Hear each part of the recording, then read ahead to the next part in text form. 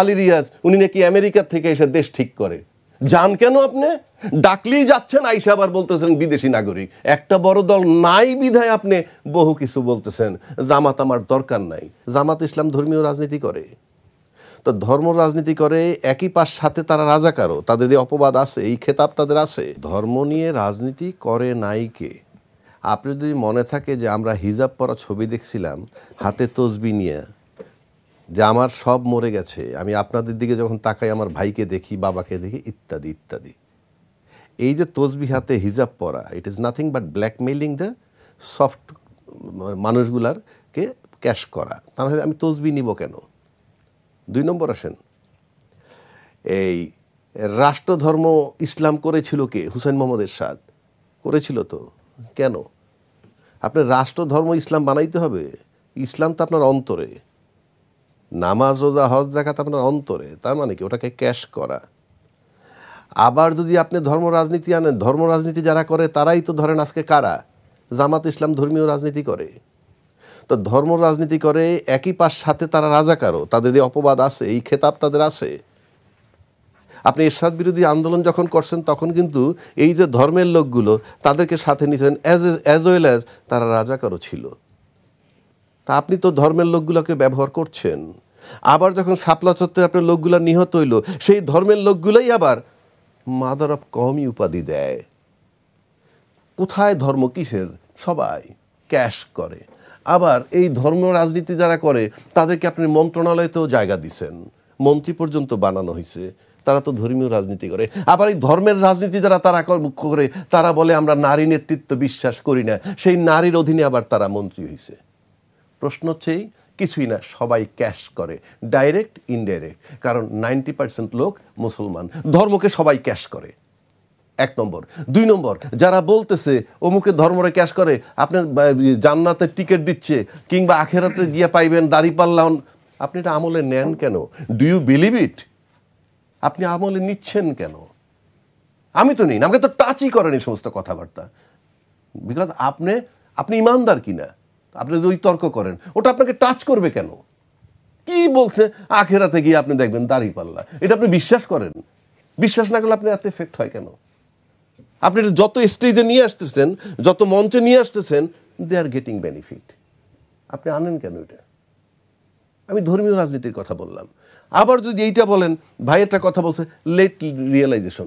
Late realisation কোথায়? এই যে ধর্মের কথা, এদেরকে তো সবাই ব্যবহার করছে। আজকে যদি বাংলাদেশে বলা হয় যে আওয়ামী লীগের যাদের যাদের বিচার হয়েছে সেই বিচারগুলা বাদ দিয়া এখন যারা আছে নির্বাচন করতে পারবে, তাইলে আপনি এই জামাত কিন্তু আবার বার্গেনিং পয়েন্টে চলে যাবে।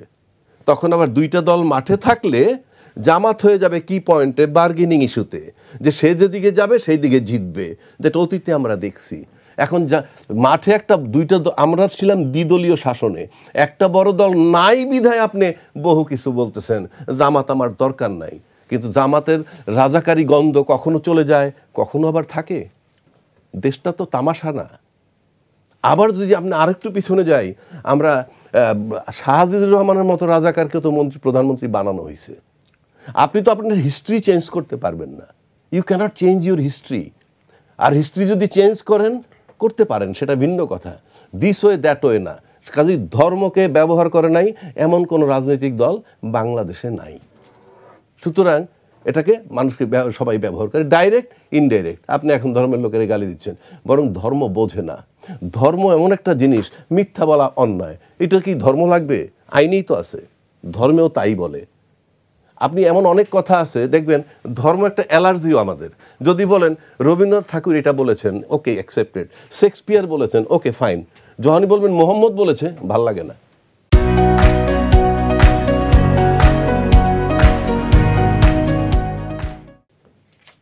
এটাও থাকা ঠিক না।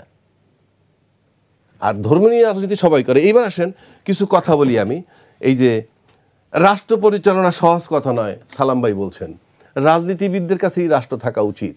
অফকোর্স আই ডু অ্যাডমিট, রাজনীতিবিদ ছাড়া রাষ্ট্র চালানো যায় না। কিন্তু আমাদের গত 53-54 বছরের রাজনীতিতে একটা জিনিসই দেখছি, কি? স্বাধীনতার পক্ষ শক্তি আর বিপক্ষ শক্তি, এই লড়াই চলতেছিল। এটা বন্ধ হয়ে গেছিল একটা পর্যায়ে। আবার যখন শেখ হাসিনার পতন হইল, এরপরে এই কথাটা আসতেছে। ভাবটা এরকম যে শেখ হাসিনা চলে যাওয়ার মানে বোধহয় আমার স্বাধীনতা চলে গেছে, আমার ৭১-এর যুদ্ধ চলে গেছে। যদি তাই হয় তাহলে তো বঙ্গবন্ধু হত্যা যাওয়ার পরও তো স্বাধীনতা চলে যাওয়ার কথা। জিয়াউর রহমান সাহেব ছিলেন মাঠের যোদ্ধা, দুইটা লোকের তো অস্বীকার করতে পারবেন না। এক বঙ্গবন্ধু হইল স্থপতি বা বাংলাদেশের মহান মুক্তিযুদ্ধের মহানায়ক, আর মাঠে এক্সিকিউট করার অন্যতম নায়কের একজন জিয়াউর রহমান। দুইজনই তো বেঁচে নাই, দুইজনই তো ক্ষমতায় থাকাকালীন মারা গেছেন। আমার কি স্বাধীনতা চলে গেছে? আমার ৭১-এর মুক্তিযুদ্ধ চলে গেছে? এখন এমন একটা বয়ান তৈরি হয়েছে শেখ হাসিনা যাওয়ার পর, অ্যাজ ইফ সে যে মানুষ মারছে, সে যে সেনা অফিসার হত্যা করছে, সে শাপলা চত্বর হত্যা করছে, আয়নাগর করছে, এইগুলাকে ম্লান করার জন্য আপনি অন্য একটা বয়ান নিয়ে আসছেন যে স্বাধীনতার পক্ষ শক্তি বিপক্ষ শক্তি। ভাবটা এরকম, শেখ হাসিনা চলে গেছে মানে আমার স্বাধীনতা চলে গেছে। রাষ্ট্রের সমস্ত অর্জন ব্যক্তির উদ্যোগে হয়, গোষ্ঠীর উদ্যোগে হয়, কিন্তু অ্যাসেটটা রাষ্ট্রের। কাজে আপনি ওই চিৎকার করা, ওই বয়ান চলবে না। ২ নম্বর আসেন, লেট রিয়েলাইজেশন, যেটা ভাই বলছো সেটাই আমি বলতেছি। এই রিয়েলাইজেশন চলবে না, কারণ আবারও বলছি, আওয়ামী লীগ এখন মাঠে আসুক, তখনই জামাত হয়ে যাবে বার্গেনিং পয়েন্ট, যে সে কোন দিকে যায়, অতীতে যেভাবে ব্যবহৃত হয়েছে। তাহলে আপনি আরেকটা জিনিস আপনাকে বলি, এই যে রাষ্ট্র পরিচালনার কথা ভাই বলছে রাজনীতিবিদ, আমি একমত। কিন্তু আপনি আমার বাংলাদেশে যে সামরিক শাসনগুলো আসছে, তার আগে সিভিল গভর্নমেন্ট ক্ষমতায় ছিল নাকি সামরিক গভর্নমেন্ট সরায় সামরিক গভর্নমেন্ট আসছে? কেন আসলো? এই যে লুপ হোল, এই যে ছিদ্র, রাজনৈতিক ছিদ্র তৈরি করে কারা? পলিটিশিয়ানরা। জিয়াউর রহমান সাহেব টেক ওভার করলেন, এরশাদ সাহেব টেক ওভার করলেন, 1/11 আসলো এবং ইউনূস সরকার আসলো। তার আগে তো সব গণতান্ত্রিক সরকার ছিল, রাজনৈতিক সরকার ছিল।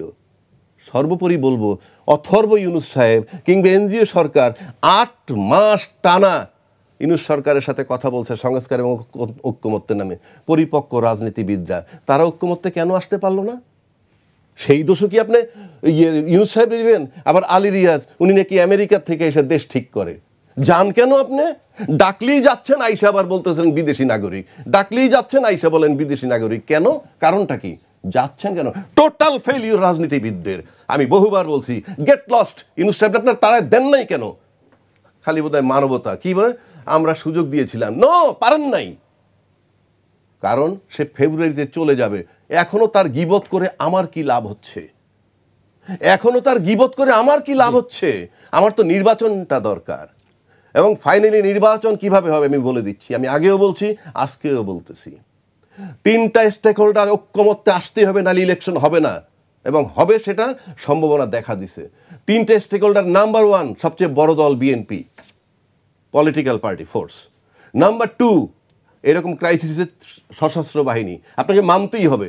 নাম্বার 3 সরকার নিজে।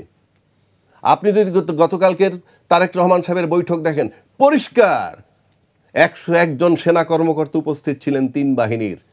সেখানে উনি বলেছেন ওনার কিছু ভুল হয়েছে, দুঃখ প্রকাশ করেছেন।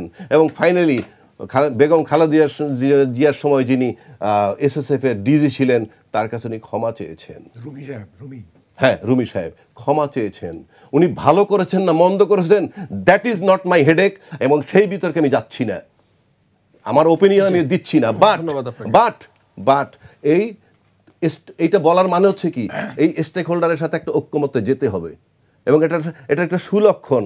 যদি এখানে ঐক্যমত্য আসে, ব্যালেন্স হয়ে যায়, কিংবা তাদেরকে নিউট্রাল করা যায়, তাহলে দেয়ার ইজ এভরি পসিবিলিটি যে তারেক রহমান সাহেব হয়তো আসবেন, এবং এই 3টে স্টেক হোল্ডার অর্থাৎ আর্মি, তারেক রহমান সাহেব এবং আমার বর্তমান সরকার, 3টে স্টেক হোল্ডার ঐক্যমত্যে পৌঁছাইলে একটা নির্বাচন হবে বলে আমি আশা করি।